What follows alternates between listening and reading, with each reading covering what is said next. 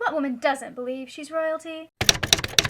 Hello, my lovely friend, it's Margaret. Welcome back to the channel. Today, we're going to be talking about what I am planning to read in March. As with last month, there will be a quick check-in to see if I am reading any of the books that I put on these TBRs and see if I get paid any money for reading the books. We'll check in with my 20 and 25, and then we will also be talking about some of my reading plans, including the book clubs that I'm going to be in, readathon that I am doing, all of that good stuff. In fact, let's just talk about the readathon really quick. We'll just start with that. I am participating in Realmathon yet again. This is either my third or fourth year participating. I'm not entirely sure.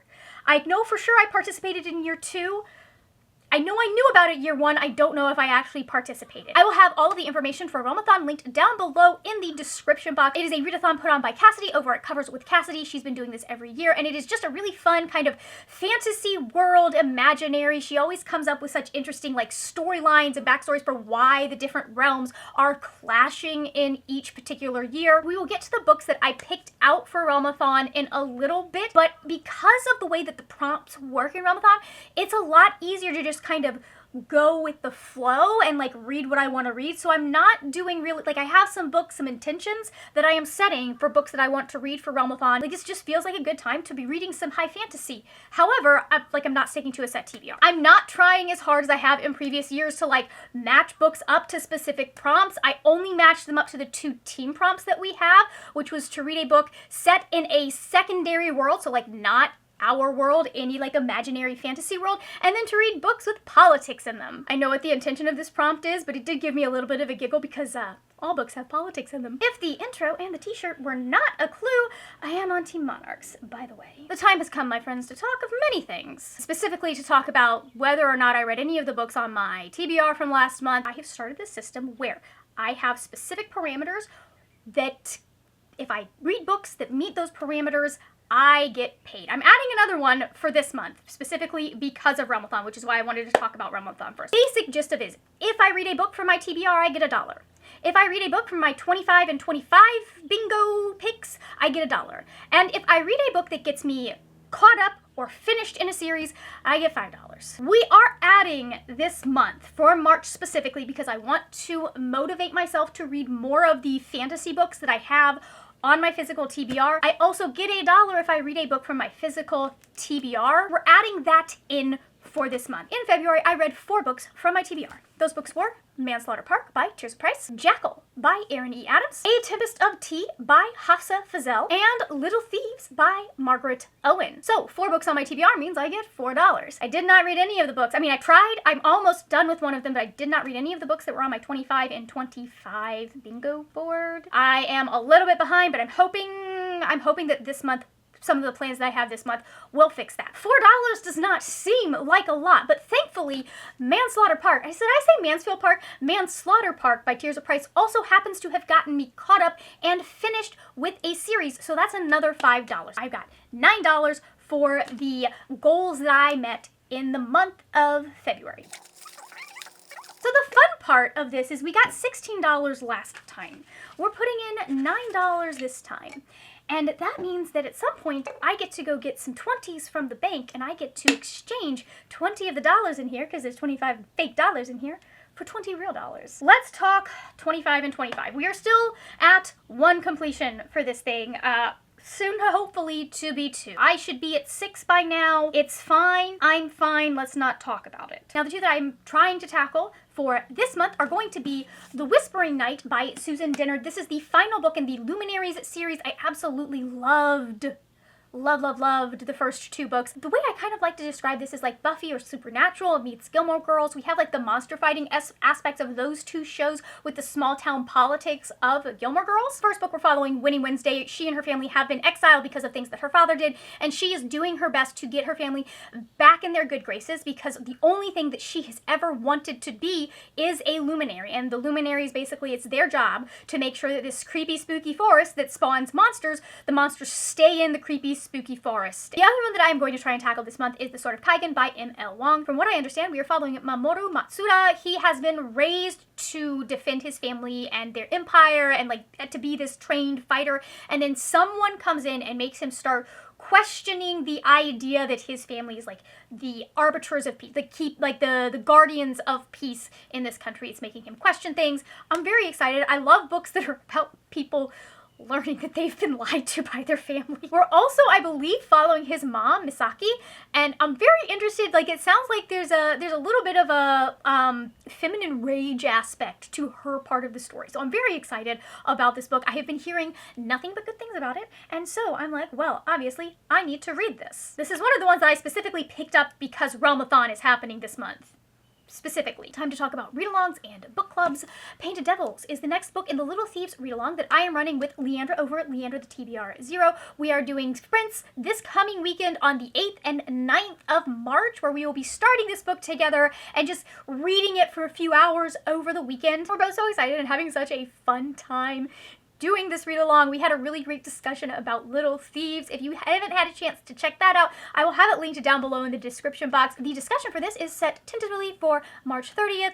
Time to be decided. For the Left Unread Book Club, I'm going to be reading Black Sun by Rebecca Roanhorse. This is a reread. I need to read this again because, number one, I did not understand all of it the first time, even though it was so good the first time, but I did not understand all of it the first time, so I need to reread this before I can get to Fevered Star and then get to, I think it's the final book. I think it's a trilogy. I do not think it is a quartet. We're following 4 separate points of view in this as a specific, like, celestial thing is happening. And so we have a bunch of people trying to take advantage of the things happening during this celestial event. Other people just trying to survive in this world as this thing is happening. There is a lot going on here. I don't want to get too into it because the stories are so intertwined, but also at the same time, they are separate. It is masterfully written. I had such a good time with the characters. That really is what sold me the first time I read it. I'm really anticipating being able to kind of take in and understand the world that Rebecca Roanhorse has created a little bit more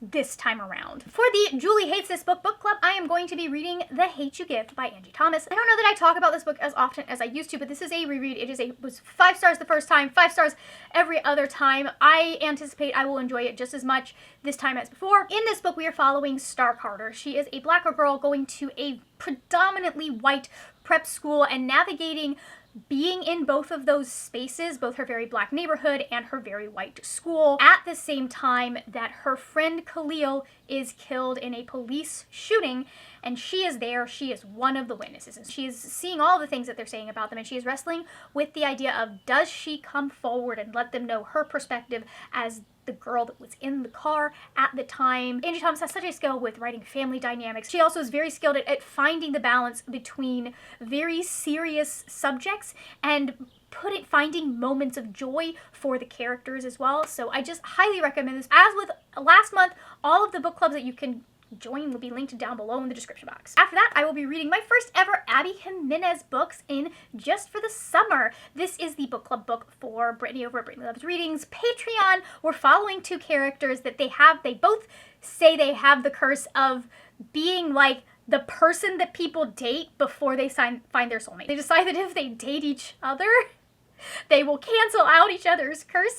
I love that. That just is wild to me. We're going to also have some family drama. There's some stuff that comes up for her with her mom. There's some stuff that comes up for him with his siblings. And so I'm very excited to kind of, like, I don't know, it just seems like a fun little rom-com with a little bit of superstition in the mix. I am also going to try and actually finish the Weirdo Book Club book this month. It is Hungerstone by Kat Dunn. This is a retelling of Carmilla, and I don't really know much about it outside of that, besides the fact that I just love this cover. The juxtaposition of that painting with the neon letters, also just like the drama, it looks really, really good. I have not read Carmilla, I haven't read the original. I have some knowledge from like the internet TV show that went on a while ago, but I'm very excited to be getting to this. It seems like a really fun, weird book that I will enjoy, potentially. So I again have picked 5 books themed towards the readathon that I am doing this month. In this case, these are all books that take place in a secondary fantasy world, and then they are all books that, well, actually, no, that's not true. I was going to say they're all books that either help me work on a reading goal or they help me get something off of my physical TBR. But one of these is just a book that I heard of I've heard of before, but like somebody was talking about it and I said, that sounds good, I need to read it immediately, so I'm going to. First off, we have Awakened Mage by Karen Miller. If you'll remember, I read the first book with Brittany in January. Wasn't bad, wasn't my favorite thing ever, but it was actually like, I was pleasantly surprised with how much I like her. Moving on to the second book, I'm actually supposed to be reading it right now as we are filming this video. It's fine. The back of the book makes it sound very like epic fantasy, very Way of King. It reads and feels more like a movie. Like, we were talking about the fact it is the weirdest paced book. Like, it's not boring, it's not poorly paced, it's just weirdly paced. We're following Asher. He is a former fisherman that has found himself in a position of power and an advisor to the Prince Gar. Some stuff happens in the last book. There is magic involved. We'll see if like I enjoy this series as a whole or if this was just a book that I read and I didn't hate. I also picked up The Grace of Kings by Kin Liu. Someone was talking about this on Sprints, and I said I absolutely have to read this as soon as possible. The archipelago of Dara was once divided into 7 kingdoms, with shifting alliances and constant battles, a tempest of diverse dialects and cultures. When a relentless king united the 7 lands into one empire, some thought it would bring peace and end the turmoil. Instead, it brought stagnation and suffering, the anger of the gods, and finally, a rebellion. Kunigaru is a wily bandit who is more concerned about being well-liked than the affairs of the empire until he meets his match, Jia. This free-spirited daughter of a well-regarded family sees greatness within Kuni. Driven by Jia's love and touched by the grace of the common people, Kuni sets out on an unlikely path to heroism and perhaps a daring wager against the gods. This feels almost like the setup to Aladdin. If Aladdin's dad was the main character, I kinda am here for it. Mata Sindhu, the last scion of a family of renowned generals, is favored by the gods. Standing 7.5 feet tall, broad children, double-pupiled, Mata looks like a hero out of ancient legends. Determined to reclaim his stolen heritage, Mata catches wind of a revolution and begins a journey to become the greatest warrior of his age. Kuni and Mata become fast friends, and they wage separate wars against the vast conscripted armies and silk-draped airships in order to wrest Dara from cruelty. Fans of intrigue, intimate plots, and sweeping battles will find a new series to embrace in this highly anticipated debut by multi-award winning author Kin Liu. It sounds epic. I'm excited. I guarantee you that for every time that you hear me actually say I'm excited in this video, there were 10 more times that I say I'm excited that I edited out. I'm also hoping to get to the 5th season by N.K. Jemisin. We are following 3 different points of view. We're in a kind of a post-apocalyptic world where earthquakes and other natural disasters are very, very normal, and there are people who are trained to be able to control these earthquakes, and our main character, Essen, is one of those people. We're following Essen, we're following another person that just trained like this, and then we are following a set of children in this book. Essen comes home to find that her husband has murdered their son and gone, taken off with her daughter. This book is the beginning of her journey as she is trying to track her husband to get her daughter back. Spoilers. This is one of the smartest books I've ever read. One of the most complex and intricate, just will blow you away with the skill of the writing books I have ever read. I love it. This is one of the few fantasy books where I've actually had to stop reading the audiobook and read it physically because my brain could not keep up with what was going on. There's just so many things happening. There were so many plots and threads to follow. And when you finally make the connection about how all 3 of these points of view are connected, I have a better vocabulary than this, I promise. It'll knock your socks off. It knocked my socks off. I love this book. I want to continue on and finally finish this series. I would also like to revisit my beloved Lila Bard. I need to reread the Shades of Magic series before I move on to the sequel series, just because I want to. And I love these characters. We're set in a world with multiple different versions of the world. We have Kel. He is able to travel between these worlds. There are not a lot of people that are able to do that, and he gets caught up in some shenanigans in the first book where he accidentally brings a bad magic item and it starts infecting things with bad magic. This is one of my favorite series of all time. I am a die-hard Lila Bard stan. I love a stabby girl. She is Kaz Brecker, but female. This is the book where we're going to meet a couple of fan favorites. We're going to have some more romance pop up.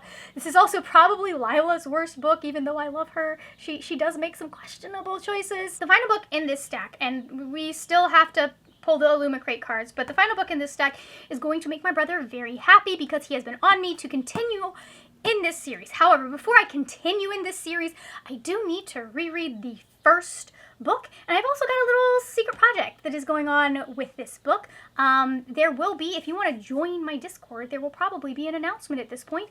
If you want to join in on the secret project and read this book with me. I'm going to try and have all of it, like read a few chapters every day until I am finished. I haven't set down the exact schedule, but that will be in the Discord, little Discord group.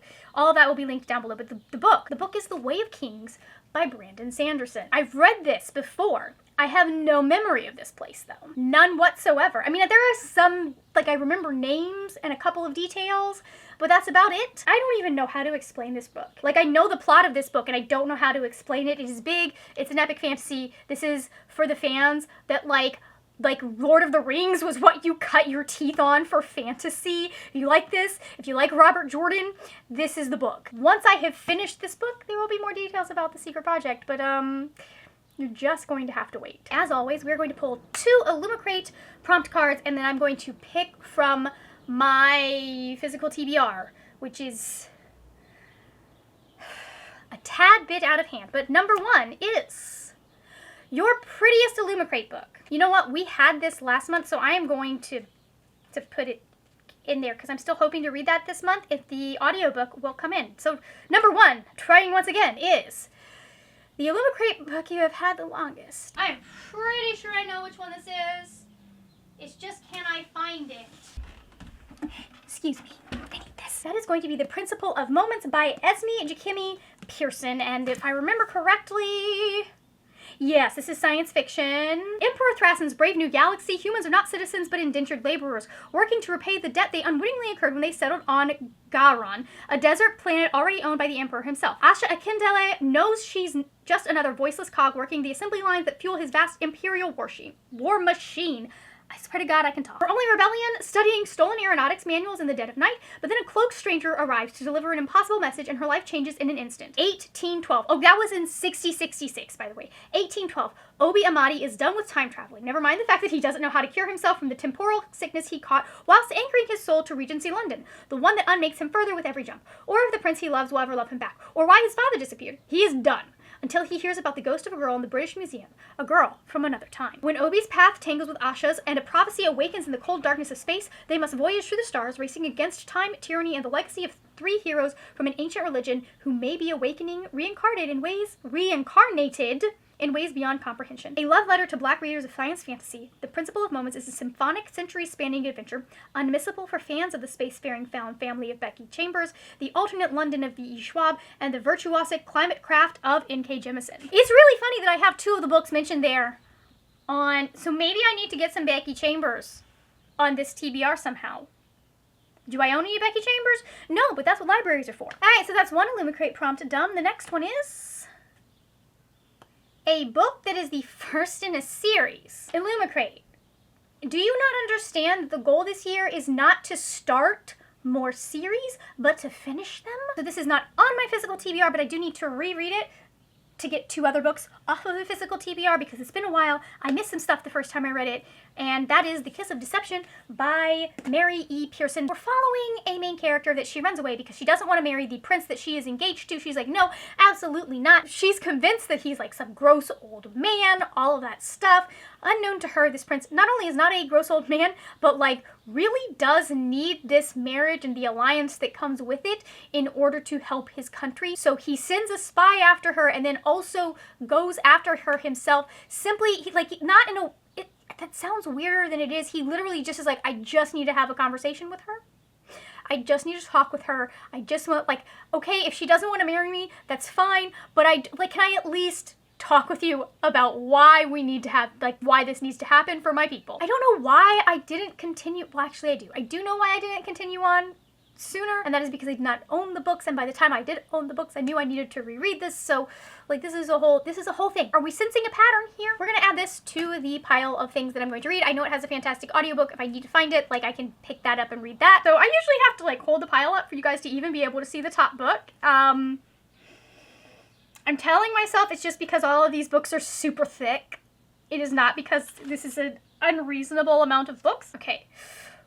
We're gonna try and hold these up without dropping any of them on my feet. Wish me luck. Wish me luck. Okay, 1, 2, 3. Oh, we got it. We got it. Look at that. Nope. You know what? We're gonna switch these. 5th Season and Awakened Mage just don't need to be next to each other because they are. Yeah, there we go. That's got much more stick. Less slip. Trying this again. 1, 2, 3. all of the books. Look at that. This is going to be fun to hold these up for the, what's the word, guys? Thumbnail. This is going to be fun to hold these up for the thumbnail. Is this a normal amount of books, or is this a lot of books? I'm very interested. Like, am I crazy? Should there be less on this TBR? Also, feel free to take bets on how many of these I will actually read. If you're not feeling chatty, go ahead and leave me a butterfly emoji, unless you are doing your Realmathon, in which case I will allow if you would rather do your team's emoji. You may. If you are not a monarch, you should be, but if you are not a monarch, feel free to leave your own team's emoji, I guess. Show some team pride. I'll allow you to think that your team is the best team. We know which team is the best and the prettiest and the most beautiful team. We just do. Thank you so much for watching. If you enjoyed this video, please hit the like button. Also, you know what? I'm not even going to do like, here's a video you will enjoy as well. I just want you to check out the Little Thieves Read-Along video, because this is the most important thing in my life right now. So please check that out if you haven't already. And then right down here, I will have a video that YouTube has picked out especially for you. If you like the vibes, please hit that subscribe button. That is it for now, my friends. Happy reading, and I will see you later when we will talk about more wordy, nerdy things. Bye!